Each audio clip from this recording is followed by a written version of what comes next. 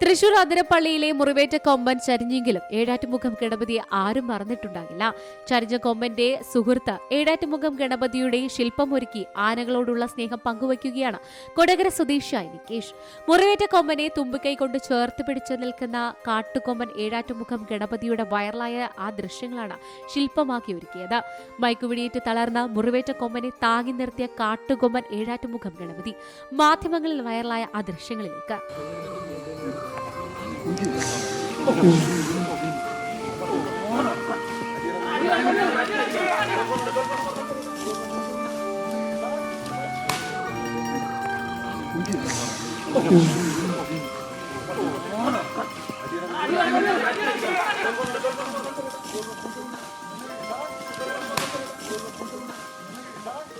നാട്ടുകാരിൽ കൗതുകമുണർത്തിയ ആ സ്നേഹബന്ധത്തിന്റെ ശില്പ മാതൃകയാണ് കൊടകര സ്വദേശി നികേഷ് ഒരുക്കിയത്. കളിമണ്ണിലാണ് ശില്പം തീർത്തത്.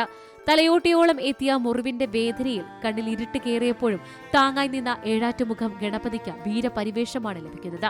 ഇതിൽ നിന്നും പ്രചോദനം ഉൾക്കൊണ്ടാണ് നികേഷ് കളിമണ്ണിൽ ആനകളുടെ ശില്പം തീർത്തത്.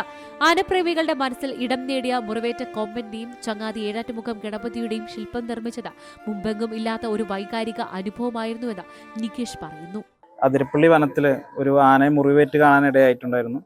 ആ ആനയുടെ ചികിത്സയുടെ ഭാഗമായിട്ട് ആനയ്ക്ക് മയക്കുപിടി വെച്ച് ചികിത്സയ്ക്ക് കൊണ്ടുപോകുന്ന രംഗവും, അതോടൊപ്പം തന്നെ ഏഴാറ്റുമുഖം ഗണപതി എന്നൊരു ആന ഈ മുറിവേറ്റ ആനയെ ചേർത്ത് പിടിച്ച് അതിനെ ഒരു പ്രൊട്ടക്ഷൻ എന്ന രീതിയിൽ അതിനെ കൂടെ നിന്ന് നിലകൊണ്ട്, അതോടൊപ്പം തന്നെ മയങ്ങി വീഴാൻ പോയപ്പോൾ തുമ്പിക്കൈ കൊണ്ട് ചേർത്ത് പിടിക്കുന്ന ഒരു രംഗം നമ്മൾ മാധ്യമങ്ങളിലൂടെ കാണാനിടയായി.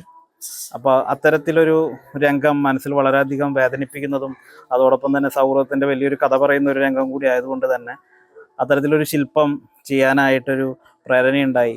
അത്തരത്തിൽ ഒരു ചിന്താഗതിയുടെ പുറത്താണ് ഇപ്പോൾ ഇങ്ങനൊരു ശില്പം ചെയ്യാനായിട്ട് കഴിഞ്ഞത്. അതോടൊപ്പം ആന ചെരിഞ്ഞു എന്നറിഞ്ഞപ്പോൾ വളരെയധികം വേദനയുണ്ടായിരുന്നു.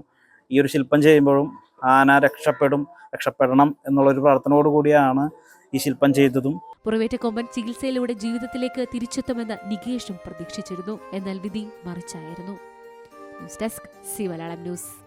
ഏറ്റവും പുതിയ വാർത്തകളും വിശേഷങ്ങളും വിരൽ തുമ്പിലറിയാൻ സി മലയാളം ന്യൂസ് എല്ലാ ഡിജിറ്റൽ പ്ലാറ്റ്ഫോമുകളിലും ലഭ്യം.